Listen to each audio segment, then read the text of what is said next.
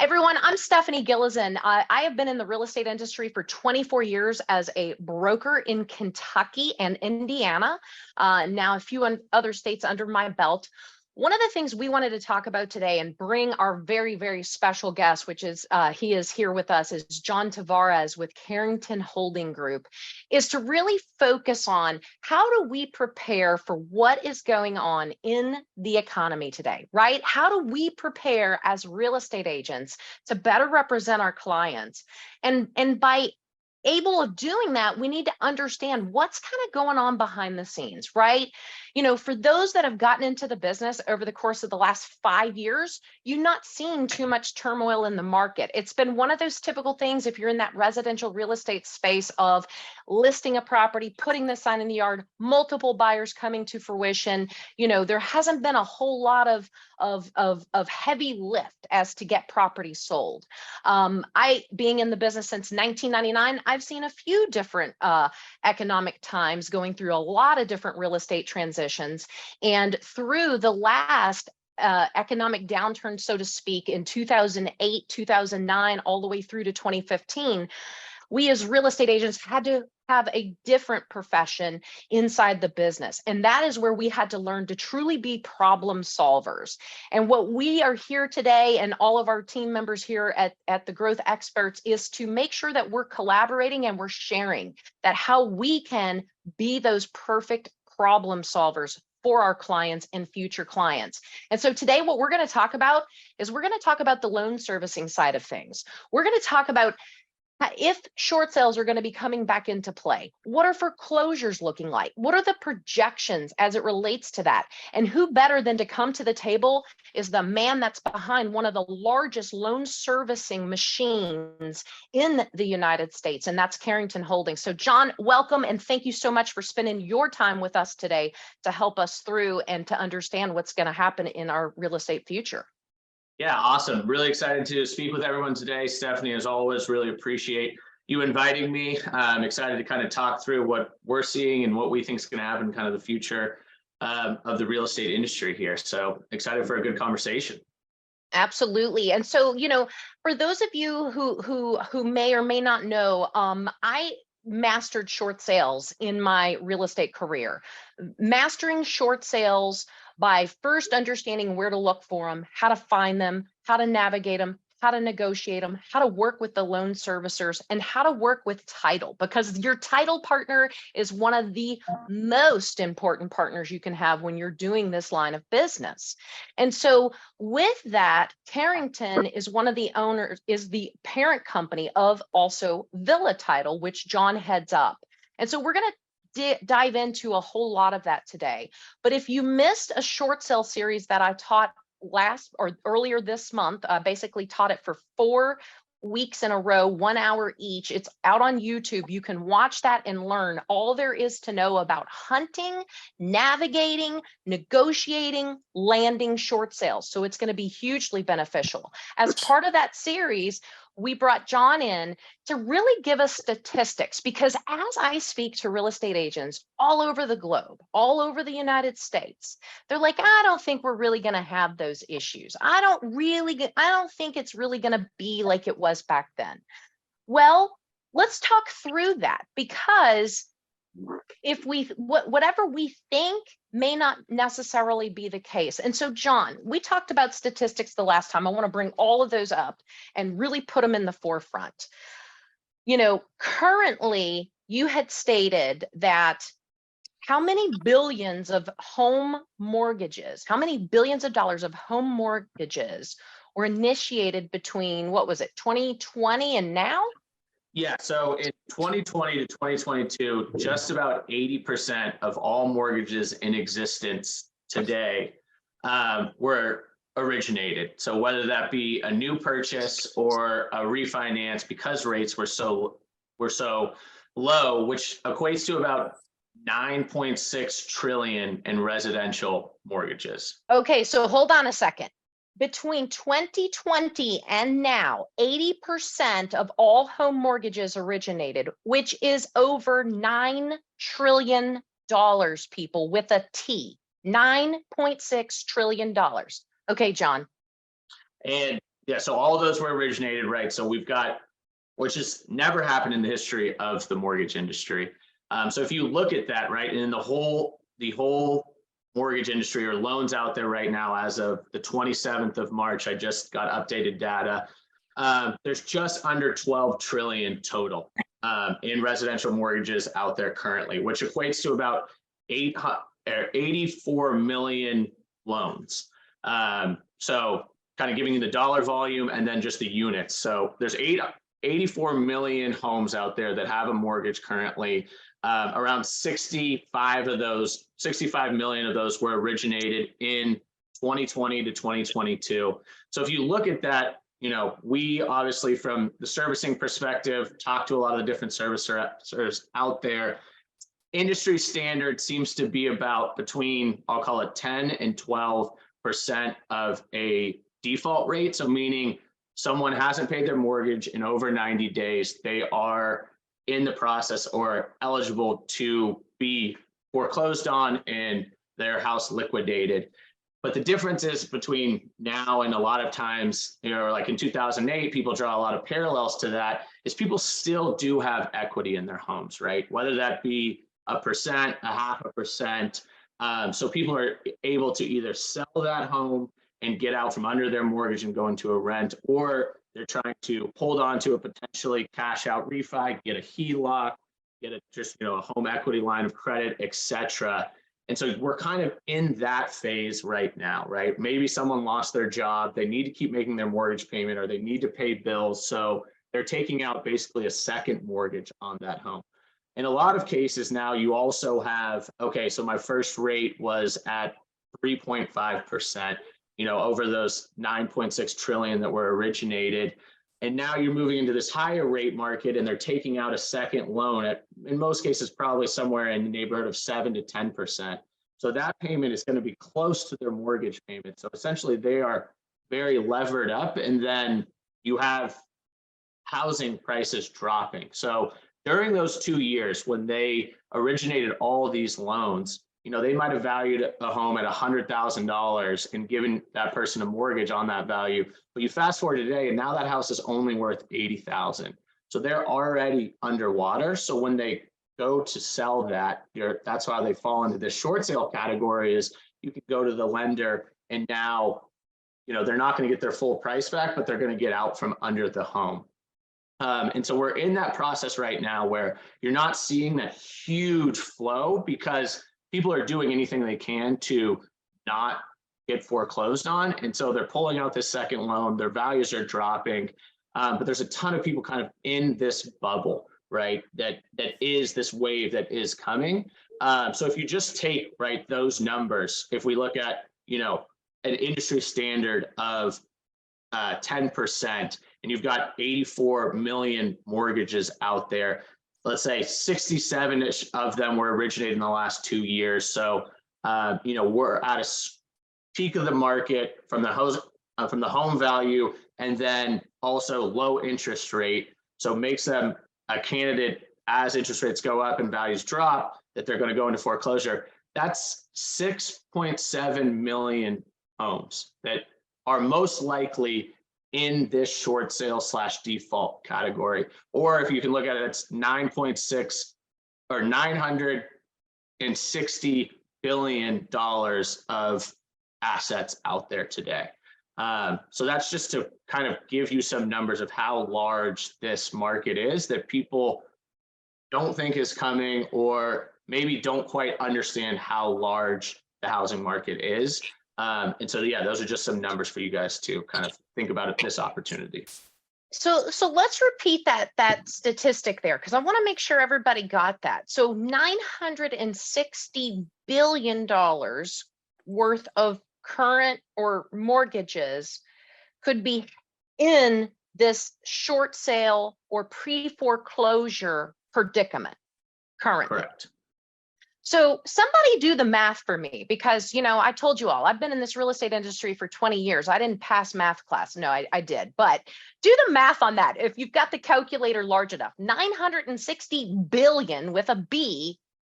And let's say that together with all this great collaboration that we have, we learn how to go out and master this market, right? Do the math. Let's just say landed every one of those deals. What is 2.5% of commission income of $960 billion?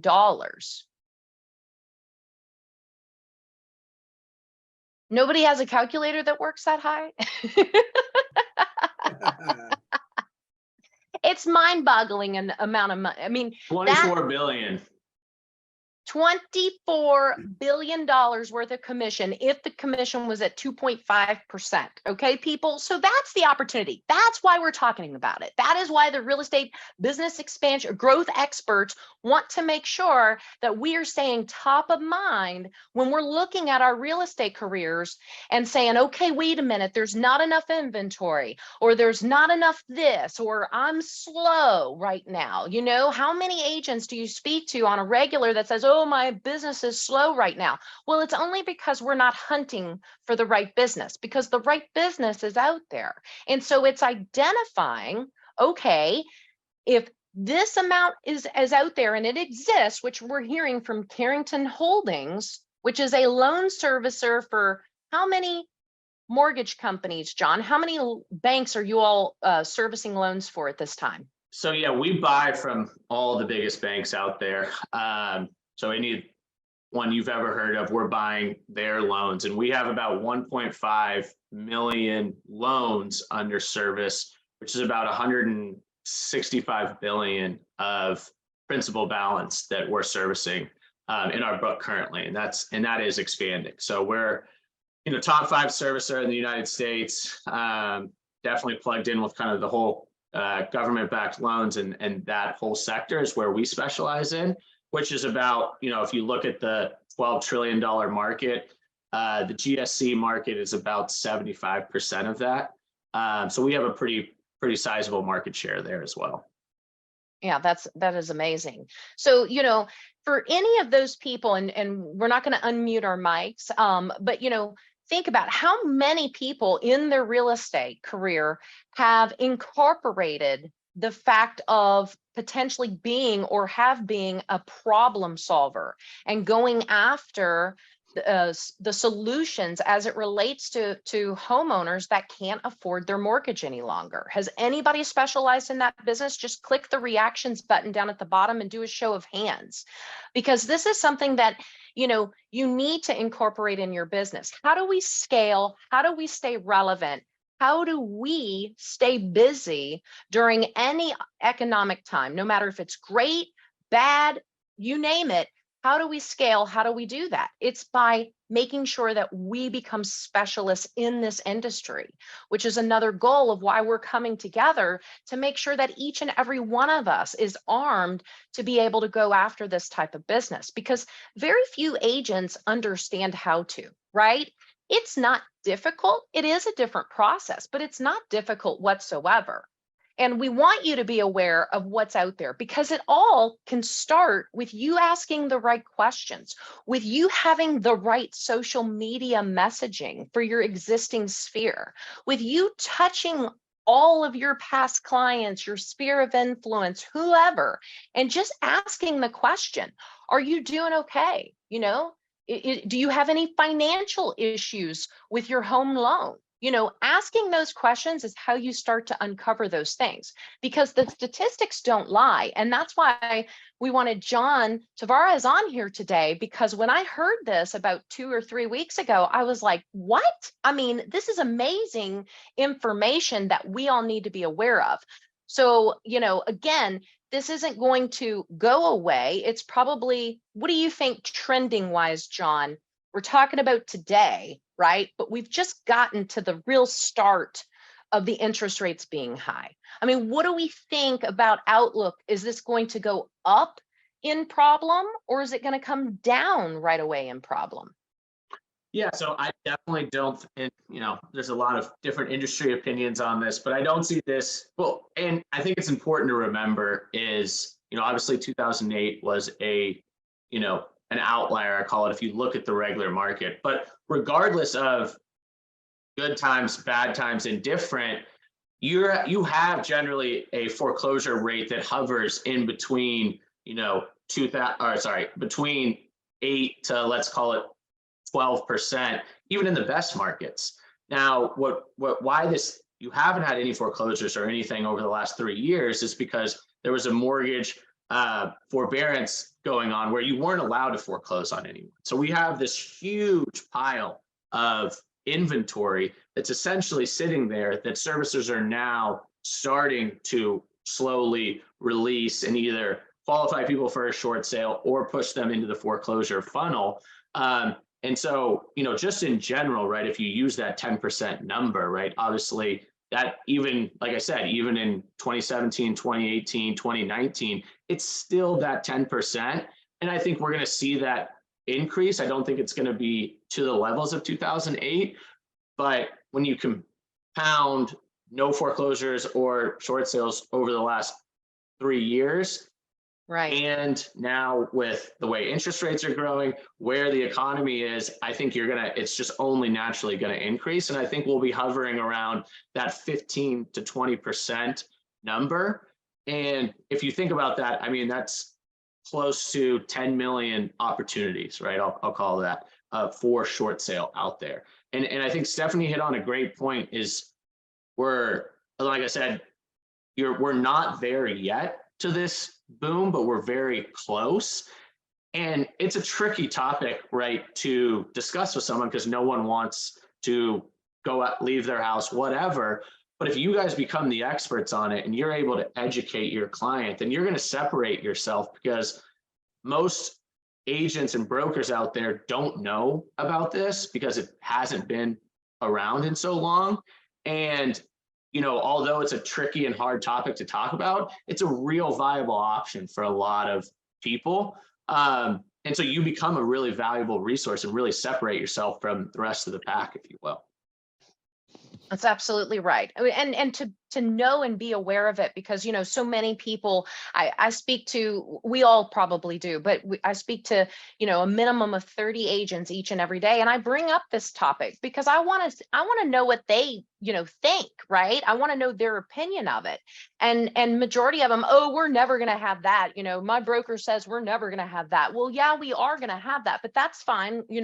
Walk in your narrow-minded lane. And that's why you will be one of the ones that do a little bit of business when you have the opportunity to get a piece of the $960 billion worth of business that is potentially out there. So, one of the things that I do consistently is every single week in my market, I know how to identify the pre-foreclosure sales. I can go online in my free online land records for my county that I reside in and do my business in, and I can pull the les pendens.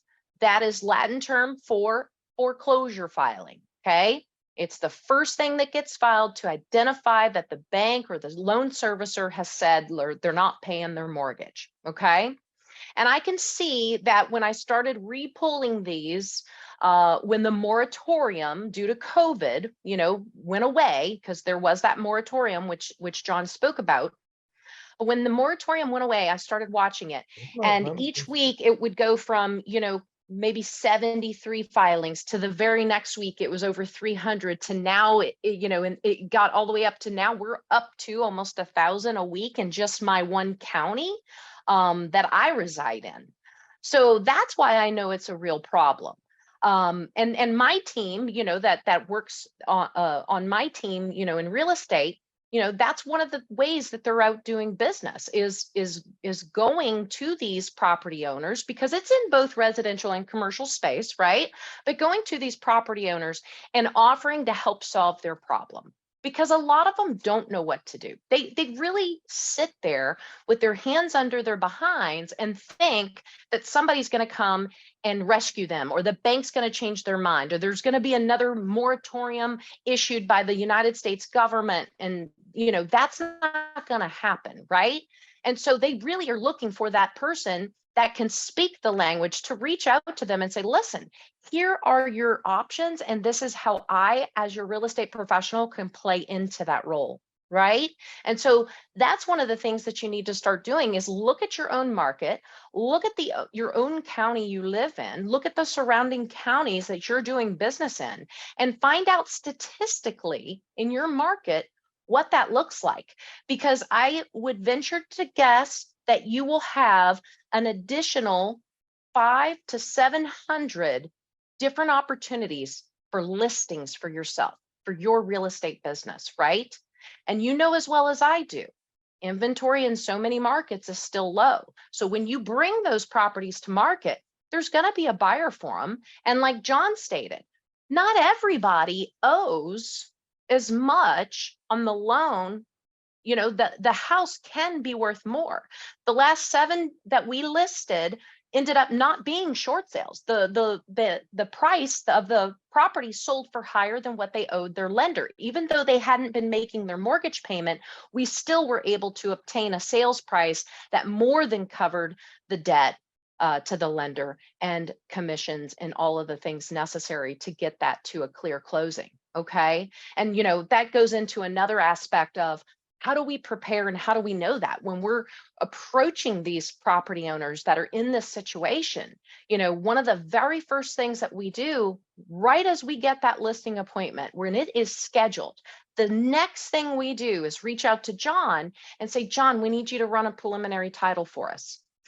And the reason why we want to see that title report is because we want to make sure that other lien holders haven't filed liens on this property, so that when we go to that listing appointment, we are fully aware of all the debts that are owed, and we can give that seller or that property owner an accurate evaluation as to if they sell the house today or the property today, what are they likely to walk away with at the closing table? Let's touch on that, John, because, you know, title is so important.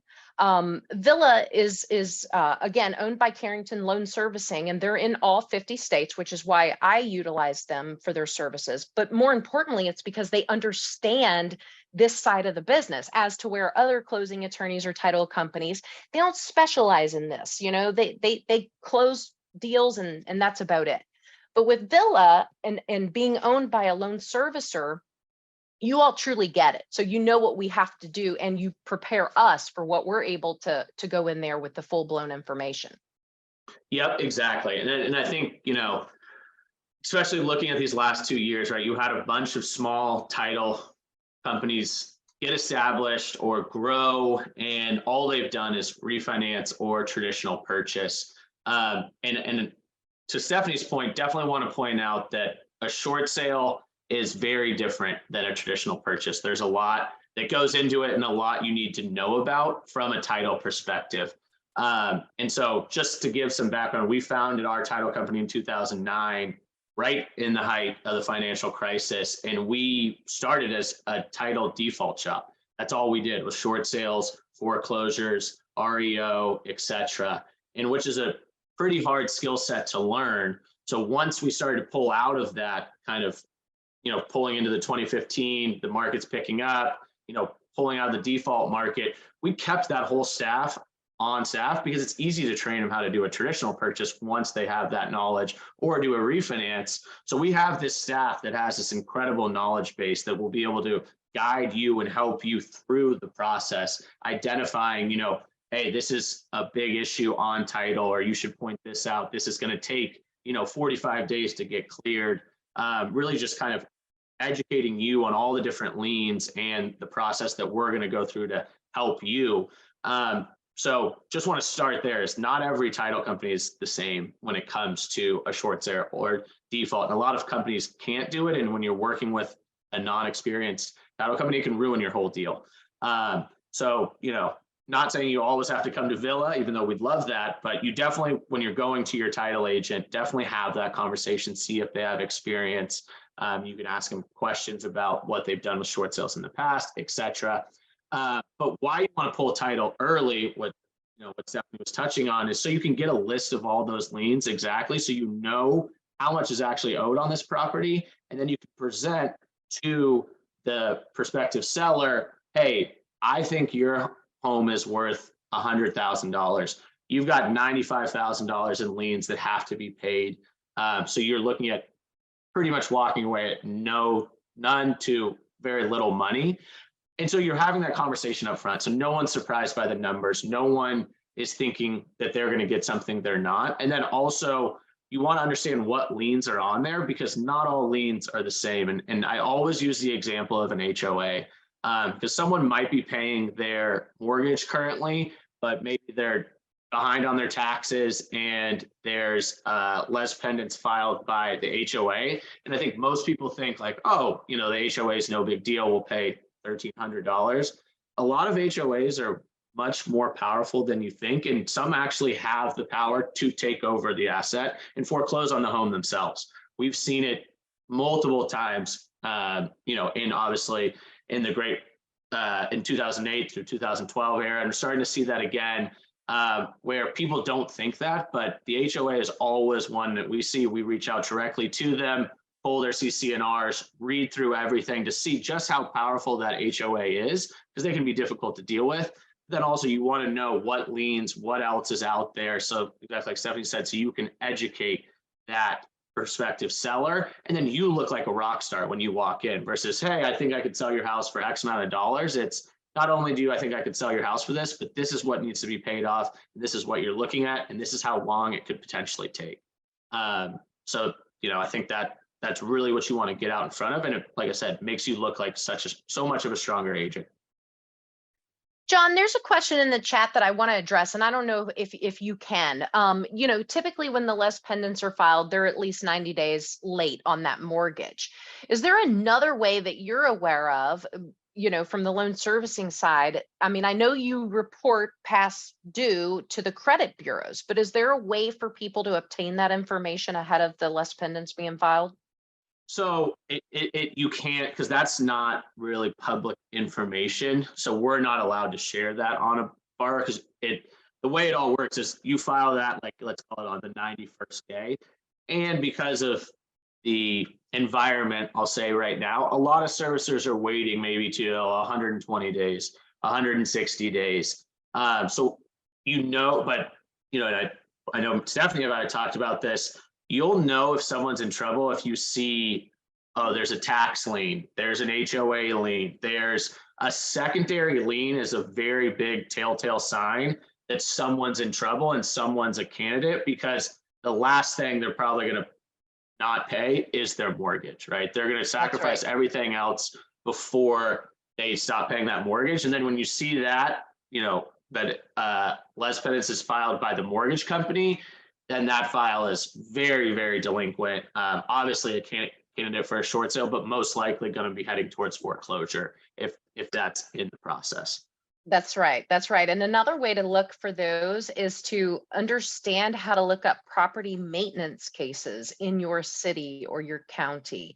Those are all public record. And what I mean by that is, not always, but majority of the time, if somebody's not able to afford the mortgage and other debt, they stop maintaining the property to certain standards, right? Maybe the grass gets a little too long and they get a citation on that.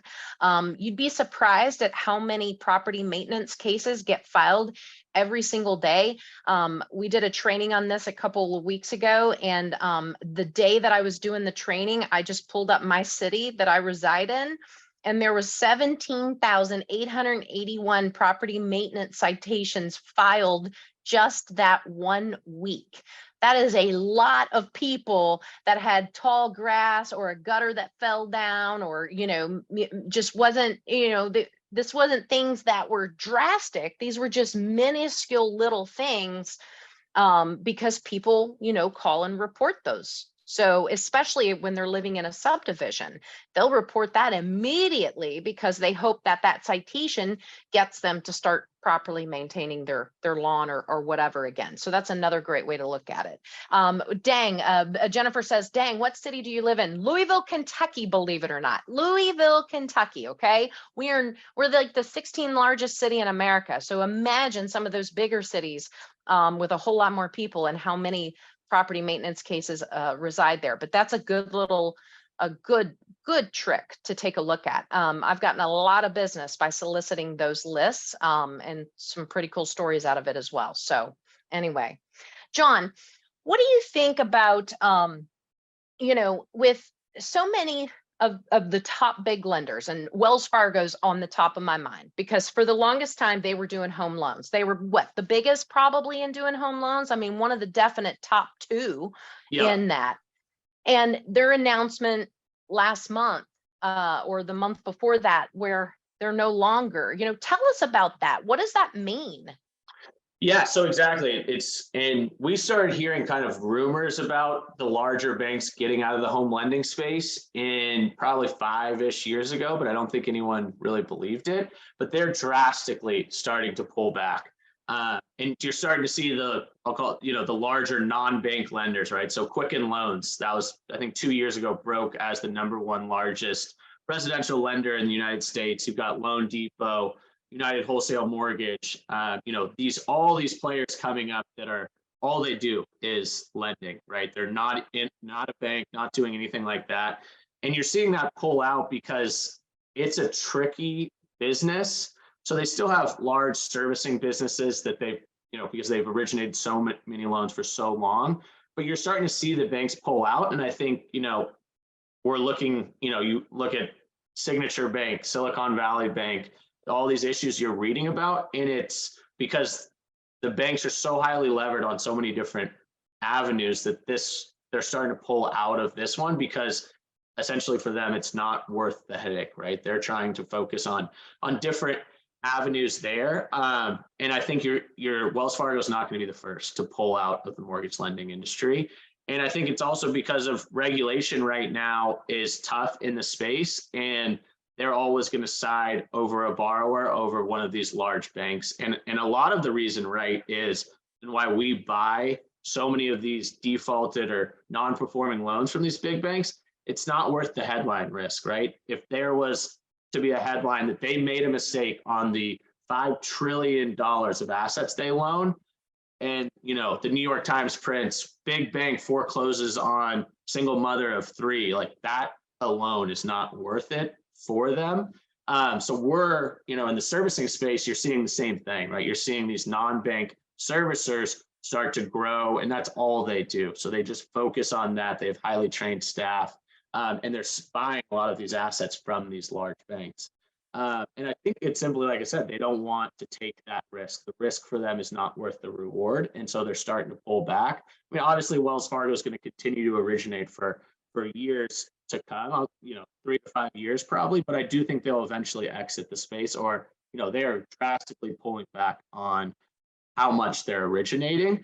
And I think that just, is more from an informational perspective, is everyone on the phone should be looking up who are the largest servicers out there? What is, who are the largest non-bank servicers? Because like for us, for example, when we go into kind of these default markets, we want to work with agents that are strong, right? That just like title companies, aren't all the same and they aren't all good at default, same as agents, right? I think a lot of times when the market starts to shift, people get into it late and it's like, oh, you've already done this. You guys are so far ahead of the curve where it's just starting to be a thing. And we keep a list of like every agent in every state who's basically like our A list, and that we're going to send these short sale candidates to, these foreclosure homes to, because we want to work with strong agents that make our job easier. That's right. And so getting out in front of it is just putting you guys kind of in a different sphere there. So this is just so smart as that goes up. And also just from an education standpoint, a lot of the government-backed loans have requirements where an agent has to live within 50 miles of the home, or an agent has to have this, has to have sold so many homes to be able to, do this type of asset. So you really want to start establishing those relationships with servicers and just educate yourself, because they might have a great agent in Louisville, Kentucky, but the home might be 250 miles away, and then they're going to have to go to someone else. So there's a huge amount of opportunity for you in your local area to be that expert and to be an expert on short sale and default. Absolutely. And that is so true, because, not only is the property owner that is in this predicament, that needs a problem solver like you as their realtor to come in and help them through this. But also the loan servicing companies, like John just said, they're also our clients, right? And, back when I was doing, 400, 600 short sale closings each and every single year. I mean, we were piping them. It was like a manufacturing facility of what we were rolling out. And the loan servicers were reaching out directly to us because our files were perfect. They were all in line. We knew the process. We knew how to make it easier for that negotiator sitting at the loan servicing company, to where then they were reaching out to us going, look, we have another opportunity for you. When they were making those phone calls, finding out if the property owner was going to catch up their payments or what was their plan, they would hear them say, no, we can't catch up our payments. We need your help. And they would say, well, we're going to have a realtor or a real estate broker give you a call, and this is who it's going to be. And the next thing you know, I get an order, and that's who I'm going to call. And they set it up precisely for me to have that introduction for me. So that does happen when you start to build those types of relationships. But you need to master understanding how to represent those types of property. Okay. There's all kinds of certifications out there, but really understanding how to work with short sales, pre-foreclosures, REOs, all of those things is very much recommended that you do get that training and so forth. So, and I'll jump in there too, Stephanie, and from the servicing side, right? I think a lot of people think, or, have the mindset that a servicer or a lender doesn't want to do a short sale because they're going to lose, let's say, not recoup their whole asset. But that's not true. We always, when we've identified a borrower who's in default, we will always approach them about a short sale if they're a candidate for it. And you do have to qualify, because going through the foreclosure process is a nightmare for a servicer. The amount of paperwork we have to file, the things we have to do, so many different steps. Whereas we can do a short sale, send it out to a trusted agent, just like Stephanie said, go through the process. It closes in 45 days. We wipe our hands. They're out of the house. The asset's been sold. Like, that is ideal from a servicing perspective versus going through the foreclosure process. Servicers don't want to do that either, right? It's a nightmare to take back an asset, to kick someone out of their house, to go through that. And it takes forever. And, the old adage, time is money. It costs us money every day that house is sitting on our books and not performing. So we're just losing money regardless. So, and I know we talked about last time, another kind of pulling that title, you want to understand who owns that mortgage. Is it a mortgage servicer? Is it a big bank? Is it a private loan?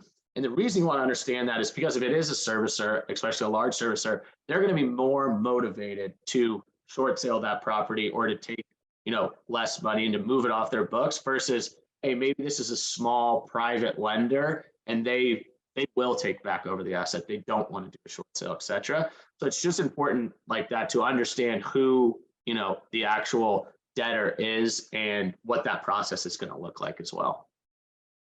All such great points. What I'd love to do, we've got about 20 minutes left on this call, and I love contribution. I love collaboration, and we want to answer your questions in the event that you haven't put them in the chat box. So if anybody has a question, use the reactions button at the bottom of your screen and raise your hand, and we'll call on them, and let's get through some of these questions or anything that you didn't quite maybe understand or digest. Let us, dive deeper into that. Okay. Jim Lambright from vacation. A vacation, building our life or our work around our life, what we're doing. There you So go. question for you, John. For agents, double ending, what's the policy on that if we have the buyer and the seller on the short sale? Thanks in advance. Yeah, so that's going to be, essentially, right. And I know Stephanie talked about this. You're going to build this package on a short sale, and then it gets submitted to the loan servicer, and they review it. And it's basically all it is proving why they're not going to get the full balance of the loan back if that's the case. So you can double end the sale, represent this buyer and the seller, and like the loan servicer doesn't care. It's all about making sure that package is lined and you're telling a story that they understand. Good question, Jim. And then one thing also I'll throw in there too, just as an education standpoint, if it is a short sale, there is a short sale disclosure and different stuff you have to put in the file and the listing. And again, that's where it helps to have a strong title company so they can pull preliminary title, highlight things, because you want to educate that potential buyer what's on this file, what needs to be paid off, that it is a short sale, how that process is going to work, etc. So just one other note wanted to toss in there. Absolutely. And, the big thing is that in when you're submitting that package to the loan servicer or the lender, you've got to show them the preliminary CD, what it's going to look like, what are all the fees getting paid out, how many other lien holders are there. And so that's another role that the title partner plays to make sure that you're doing that submission correctly and you're painting the clear picture financially to the loan servicer or that lender. Yep, exactly. And I saw a question in there asking about, do loan servicers have, preferred agents or expert teams? And 100%, it comes down to what Stephanie just said, right? Our goal on the servicing side is to clear through as many files as possible, get them either performing, get them off our books. So, I mean, just like anyone in business, would you rather work with someone who every time sends you a clean package, you have to read through it, it makes sense, it's easy to follow, you don't have to follow back up with them, or you have, agent Johnny Appleseed over here, it's like, your numbers are wrong, you don't have all your information in, I always have to follow back up with them. It's like, well, I'm not going to do business with them anymore. I'm going to send every deal to Stephanie because the packages are clean, they move quickly, and they make my life easier. And that is definitely true. We have a list of, A agents that we reach out to first. And then, if there's certain requirements, like I said, with the mileage or whatever, then we'll go to the B list and the C list, etc. But there is definitely a preferred list. And I think that's and how you get on those lists is start getting into the business, right? Start getting into the workflows. I, was able to get on many loan servicing lists because I was submitting files to them for me looking at and soliciting the LPs, the les pendants filings, right? And they started to see those packages come through and how beautiful they were. And then they started referring those directly to me, right? And so start by finding those les pendants and creating your marketing plan, and you're making sure you understand how to do these deals and soliciting those property owners to be their problem solver. Okay. Exactly. And kind of like we talked about in the beginning of the call, right? You're not seeing a ton of short sales right now, but it is coming, right? We know that there's millions of homes that are eligible for this. And exactly as Stephanie said, if you're early, right, where there's not a ton and it's like, oh, okay, this loan servicer at Carrington's like, oh, David's files are always super clean, obviously has experience in this. And then in 9 months, when it's like, oh, we have 100,000 of these a month that are going through, they're not going to be like, oh, whose files are good? They're just going to send everything to David because they know it's good and they don't have time to go relook at their list and see which agents are good. So getting ahead of that curve and establishing that relationship is going to set you up for as long as you want to be in the short sale and foreclosure business. Which is why we're talking about this now, to get you thinking in that perspective, right? Start incorporating this into your business, because when it gets to be 100,000 a month, it's going to be very hard for you to look like the superstar when the loan servicers are negotiating 100,000 of deals a month, right? Exactly. Any other questions? All right, there we go, Jennifer. Hello, sorry, I'm on the tail end of being sick, so I'm not camera ready. That's okay. So John, my question is to you. How I run a transaction coordination business, and I'm also an agent, and I'm also teaming up with another agent who is actually on this call, I believe. And we are going to be going after this market. How do I get on your preferred list? We're in California. Yeah, I said reach out, offline, and we love working with agents that work with us. We like to have a two-way relationship, and want it to be a partnership, right? So whatever we can do to help you, and make sure obviously you're qualified in an area where we need help. I mean, I think that's pretty much the best way is us working together. All right, well, I'll send you my number and hopefully you'll do the same. Perfect. He'll do it. He takes great care of all of us agents. And I put his Wonderful. email in the chat box. And John, if you Oh, want to drop your number in there, that way everybody's got your email and your phone number. But Perfect. great question, Jennifer.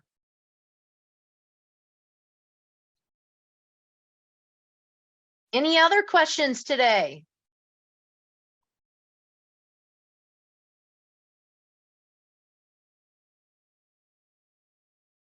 As a relatively new agent that's REO certified, what can I do to place myself in front of a loan servicer? Damien, I would definitely get some experience, okay? Get some experience with handling, properties that, are in this predicament, right? So that you can understand, you're going to need to understand how to complete a valid broker price opinion. You're going to need to understand all the paperwork that's involved and what your sellers are going to have to provide to the bank so that you can get it sent in appropriately. So one is making sure, that you understand those steps of it. Like I said, there's a lot of great education out there and the certifications are totally important, but I think doing the work is how you're going to get extremely familiar. And then when that loan servicer, when you get in front of them and they ask you, well, how many of these files have you done? You can tell them how many that you've done, because they're going to want to make sure that they're working with agents that are prepared to handle the business. Does that make sense? Yes, thank you. All right. Any other questions? I have a question, Stephanie. Yeah, Melvin. You said when you were signing up with the asset managers that your file was impeccable. So are you saying that whenever you sign up with one, they have a file, they look for a certain file from you to be able to get you approved? Or No, are you talking about actual transactions that you were turning in? Actual transactions. So I never got in front of a servicer. The way I got in front of these servicers were by actually getting short sales listed for sale and me being on the listing side and me preparing those files, making sure that all the required short sale documentation was done impeccably, making sure that I provided that broker price opinion, pictures, everything that really set the stage on exactly what that property was worth, its current condition, and the situation of why my seller needed a short sale. And so putting all of those together with all the required financials and so forth and submitting that at one time to that loan servicer made it to where they would go, oh, wow, this is making my job simple and easy.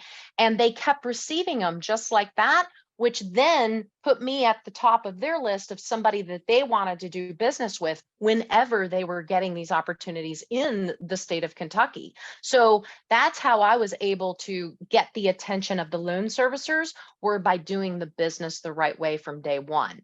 And so that's what's important to do. And it's to understand all that. And that's why I taught that short sale series that I take you through. It is 4 long hours, but they're broken down in 1 hour sessions.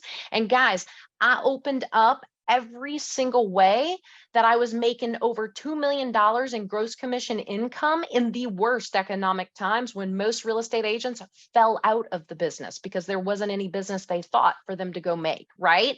So watch those because it's free. It doesn't cost you anything. And I literally opened myself up, laid it all out, and gave everybody the tools to go out and do this for themselves. But you'll see in there, we talk about how important it is not only that you're stellar, but that the partners that you have, because you have to have a title partner, right? You've got to make sure that they're stellar in this business as well too. And that's why I always bring Villa and Carrington to calls like this, because that's exactly what you need to understand. It's not, not every agent is capable of doing a short sale, right? They're just not detail oriented enough. They can come to learn, to be that way, but you have to truly understand it and make it part of your process. I always love short sales because I never dealt with inspections. I never dealt with any BS. And I don't know about you all, but I am a minimalist when it comes to BS. Hey, Steph, just so you know, I did post all 4 episodes in the chat box of your short sales series. So for anybody that's interested, it's there. And I had an agent send me a message directly. I think she meant to send it to the group, but it came to me directly. She wanted to know, she has some history working on short sales back in the day. And she said every bank obviously has different ways they want the paperwork turned in, but is there kind of a general step-by-step, or is it just different with every bank? Is there like a general steps that we have that we could share with people, or what does that look like? Majority, and I'll let John chime in on this too, but majority of banks handle it the same way. And they even have the same short sale documentation that they want the property owner to fill out and the agent to fill out. They just change up the logos. But for the majority of them, they're very, very similar. Okay. And if you Google, like, for example, if you Google Wells Fargo short sale package, one of the first things that's going to come up is a link to a PDF, and that's Wells Fargo short sale package. I encourage each and every one of you, if you've never seen one, pull one up today, read all 7 pages of it. It takes you through every detail of what is required.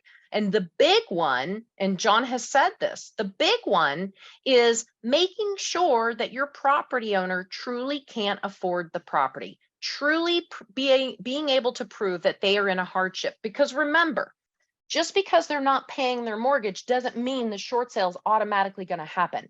They need to understand the hardship, right? Loss of job, income reduction, divorce, death, you name it. All of those things are listed out there. And so it's very important for you to read all of those. If I started naming everything off, we would be on here for another 4 hours, and we're not going to do that to everyone. John, you want to contribute? Yeah, no, exactly. It's all pretty much the same, exactly like Stephanie said. There's a format, and sometimes in certain cities or certain counties, there's an extra document or something like that that needs to be filed. But so kind of wrapping up that, but then also exactly what Stephanie said, and a key point to remember in a short sale, you can have a buyer agree to a price, have everything there. The servicer / lender still needs to say yes when that comes in. So that is why Stephanie's saying you need to have everything lined up and tell this perfect story, because I think some people are like, oh, like maybe I'll just list this house at $100,000. It's like, well, it actually should be listed at 150, and we need to get XYZ. So making sure you have this documents in place to tell the story of why your seller / borrower can't afford their mortgage, and the mortgage company should take a loss on it, is so important. Because if you mess that up, they're just going to deny the loan, and then all your work's out the window. So I think, just want to hit on that. From the documentation perspective, it's all pretty standard, but the biggest thing is telling that story of why your borrower can no longer pay their mortgage. Jim asked a question in the chat box. Are servicers still using that old Equator system for docs? Yes, they are, Jim. Oh, yeah. You know it. Equator. Woohoo! Equator is, I don't think it's ever going to die, and they never update it. It's the worst system ever. But yes, it is still there. Yeah. Oh, yeah. Oh my goodness.